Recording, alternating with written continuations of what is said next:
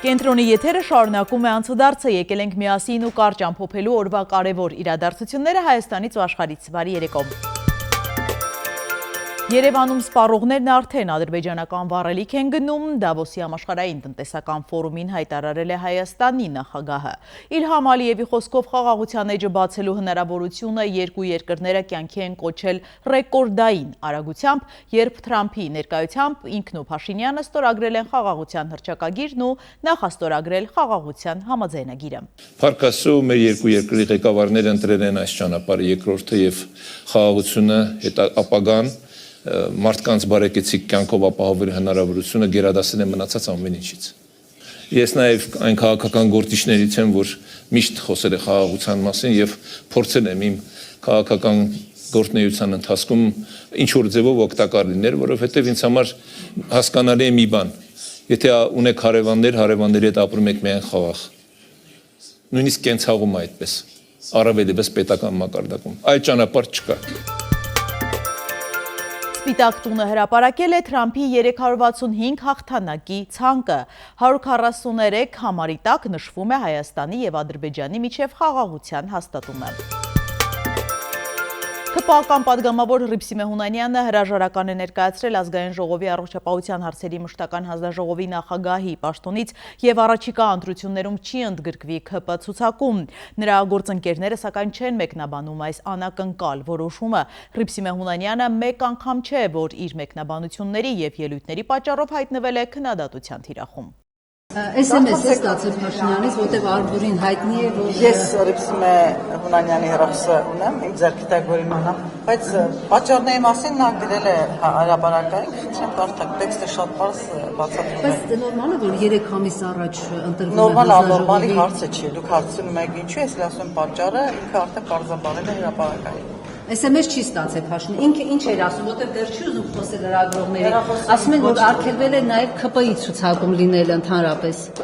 Ոչ մեկ SMS չի ստացել։ Իսկ ինչու միանգամից երկու պաշտոնցը, համ հանձնաժողովի նախագահի պաշտոնը թողել, համ լրացուցիչ մեկնաբանեց Մեհունանյան, բայց կարծում եմ ամեն ինչ պատվի։ Դուք համարում եք, որ ճիշտ քայլ էր իր կողմից դա։ Ես կարծում եմ, որ իր քայլը գնահատանքի արժանի է եւ ինքն էլ իր գրառման մեջ բոլոր հարցերի պատասխանը։ Այդ դեպքում ինչու իրեն հանձնաժողովի նախագահ ընտրեցին, որովհետեւ հենց այդ ժամանակ էլ քննարկվում էր իր մասնագիտական գիտելիքներ, չէ՞ դրանով է պայմանավորված եղել։ Ինչով է պայմանավորված։ Գործիմում դժգոհ են եղել իր ելույթների, իր հայտարարությունների, այլ երանգներ կխնդրում մի փնտրեք։ ԿՊԱ-կան պատգամավոր Ազգային ժողովի նիստում սրտիկ է ցույց տվել Ալեն Սիմոնյանին ի պատասխան շնորհավորանքի։ Առաջարկում եմ շնորհավորենք մեր գործընկերոջը Տիկին Ջուլհակյանի ծննդյան օրն է։ Շնորհավոր Տիկին Ջուլհակյան։ Իսկ Նիկոլ Փաշինյանը օրը սկսել է ոչ թե մարդկանց սրտիկելով, այլ հայ ժողովրդի պատմությունն ընթերցելով։ Օրվա երկրորդ կեսին վարչապետը խորհրդարանում պատասխանել է պատգամավորների հարցերին։ Պարզվեց, որ պետական բյուջեն անխնա թալանվում է եւ պարզվեց, որ Հայաստանի Հանրապետության կառավարության անդամները, պատգամավորները, պետական կառավարման համակարգի աշխատակիցները ստանում են աշխատավարձ։ Որոշ դեպքերում նույնիսկ ստանում են պարգևավճարներ եւ հարցս հետեւյալն է. երբ է վերջ դրվելու այս անխնա թալանին եւ հաշվի առնելով վերջին այս մեր կառավարման օրոք առնվազն կարևոր ժամանակահատվածը մեր պետության համար, ինչու դուք անվճար չեք աշխատում որպես վարչապետ արդեն 8 տարի եւ երբեք վերջը հրաժարվելու ձեր աշխատավարձից։ Մենք սրանով իրականացնում ենք մեր տեսլականը դեռևս 2018-ի, որի համաձայն մենք ուզում ենք ունենալ բառիս բուն իմաստով անարատ եւ որևէ կողմնակի ազդեցությունից զերծ պաշտոնյա։ Այսինքն անարատ եւ որևէ կողմնակի ազդեցությունից զերծ պաշտոնյա, այսինքն զրո կոռուպցիա քաղաքականության իրագործում։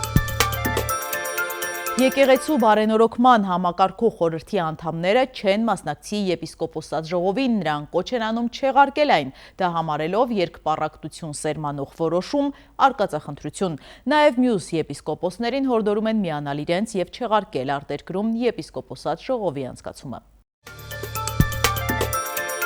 Ռուսաստանաբնակ հայտնի բլոգեր Դիմահարդար Գոհար Ավետիսյանն անդրադարձել է Հիսուս Քրիստոսի աշխարհում ամենաբարձր արձանի կառուցմանը։ Օրեր առաջ նա բարձրացել էր Հատիս լեռան գագաթ, ծանոթացել շինարարական աշխատանքներին, եղել էր նաև Փրկչի արձանի քանդակագործ Արմեն Սամվելյանի արհեստանոցում։ Գոհար Ավետիսյանը նշել է, որ չի կարող բառերով նկարագրել մթնոլորտը, որը տիրում է թե լեռան վրա, թե հենց արձանի մոտ։ Նա իր Instagram-ի 12.5 միլիոն հետևորդների համար տպավորիչ տեսանյութ է հրապարակել։ Հայր մեր, որ երկինս ես, Սուրբ Եղիցի անուն քո, եկես թե արքայություն քո, Եղիցին կամք քո, որպես երկինս և երկրի, ըսած մեր անաբազորդ, դուր մեզ այսօր։ Գերությունից վերադարձած Վիգեն Էլջեքչյանի կինն իրեն ամենաերջանիկն է համարում աշխարհում։ Նա գրել է, որ սպասումն այնքան երկար էր, կարծես հավերժություն լիներ։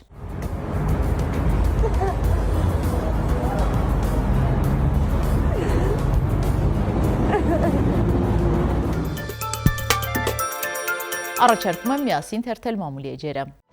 Հրապարակը գրում է, նախնական որոշմամբ փետրվարի 15-ին տեղի կունենա ՔՊ համաժողովը, որի ընթացքում նախնական կձևավորվի ՔՊ ցուցակը։ Ինչպես գրել էինք, համաժողովի 1000 պատվիրակները 50 հոգի են ընտրելու գրանցված 280 թեկնածուների ցանկից։ Հիշեցնենք, որ պատգամավորության համար առաջադրվել էր 380 անձ, որոնք նախ ֆիլտրվել են վարչության կողմից, 100 հոգի կտրվել է քննությունից, գրանցվել է 280 թեկնածու։ Համաժողովի յուրաքանչյուր պատվիրակ կարող է 50 հոգու ընտրել, ըստ այդմ էլ կձևավորվի նախնական ցուցակը։ Սակայն քանի որ Փաշինյանը որոշել է ժողովրդավար երևալ, բայց նաև ցուցակը կազմելու հարցը չթողնել շարքերին, ուստի խորամանկ սխեմա են մտածել։ Սկզբում համաժողովը կընտրի 50 առաջին համարներին առանց ցուցակը կազմելու, ապա կլինի երկրորդ փուլ մի համաժողով կամ համագումար էլ կանեն, հավանաբար մարտի կեսերին եւ կրկին պատվիրակներն ընտրություն կանեն, բայց միայն առաջին 50 թեկնածուների միջև, որպեսզի նախ վարչապետի թեկնածուին որոշે։ 50 հոգու միջև ընտրության ժամանակ Փաշինյանը կարող է ավելի հստակ ուղղորդումներ անել եւ իր ցանկալի թեկնածուներին բարձր հորիզոնականներում դնել։ Ասենք ԱՄՆ-ում նախկին դեսպան Լիլիթ Մակունցին համաժողովը չի ընտրի, սակայն ինքն ուզում է նրան ազգային ժողովի նախագահ դարձնել։ Դրա համար հարկավոր է, որ նա ամենաշատ ձայն ստացած կին թեկնածու լինի եւ կանանց քվոտայով մեխանիկորեն երրորդ հորիզոնականը զբաղեցնի։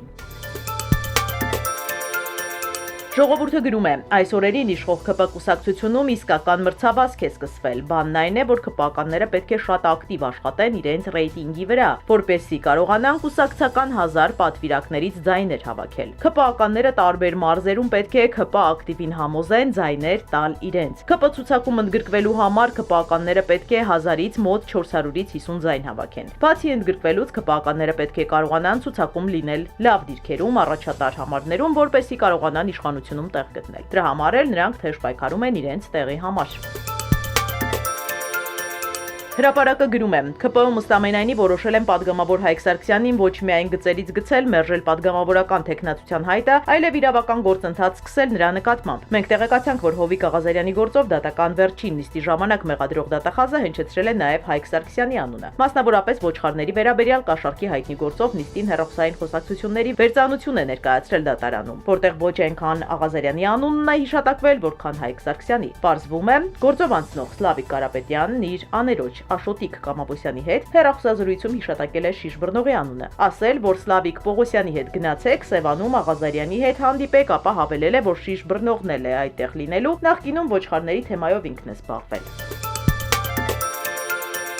Նույն աղբյուրը գրում է, Արդարադատության նախարարության քրեակատարողական վարչության նախկին պետ գեներալ-մայոր Արթուր Օսիկյանը 2025-ի օգոստոսի վերջին դիմել է վարչական դատարան եւ հայց է ներկայացրել ընդդեմ ՆԳՆ ոստիկանության բարեկային ծառայության։ Ըստ հայցադիմումի ՆԳՆ ոստիկանության բարեկային ծառայության աշխատակիցները նրան տուգանել են 10,000 դրամով եւ բալային համակարգով նրա վարորդական իրավունքից հանել են տուգանային 1.5 միավոր։ Տեղեկացանք, որ գեներալ-մայորը դատարանում հաղթանակ է տարել ՆԳՆ-ի նկատմամբ, դատավոր Մհեր Պետրոսյանն ամբողջությամբ բավարարել է հայցը, անվավեր ճանաչելով բարեկների որոշումը։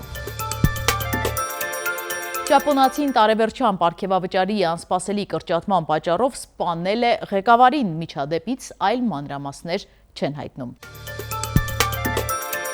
Հնդկաստանում ագրեսիվ փիղը մի քանի օր է, ինչ չի հանդարտվում, նրա վարքից 22 մարդ է տուժել։ Իշխանությունը հորդորել է Ջարխանդի մարզի բնակիչներին առժամանակ հեռու մնալ անտառներից։ Վերջին 5 տարում Հնդկաստանում շուրջ 2800 մարդ է զոհվել փղերի հարձակումներից։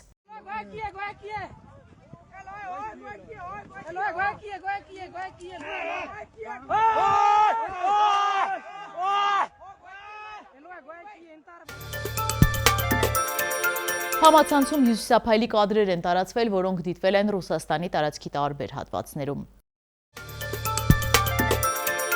Իսկ այս կադրերը միջազգային տիեզերական կայանից են։ Հզոր գեոմագնիսական փոթորիկի պատճառով առաջացած հազվագյուտ կարմիր բևեռափայլն է։ ԱՄՆ փոխնախագահի ընտանիքը մեծանում է Ամերիկայի երկրորդ տիկին Ուշա Վենսն է հայտնել իր 4-րդ հղիության մասին։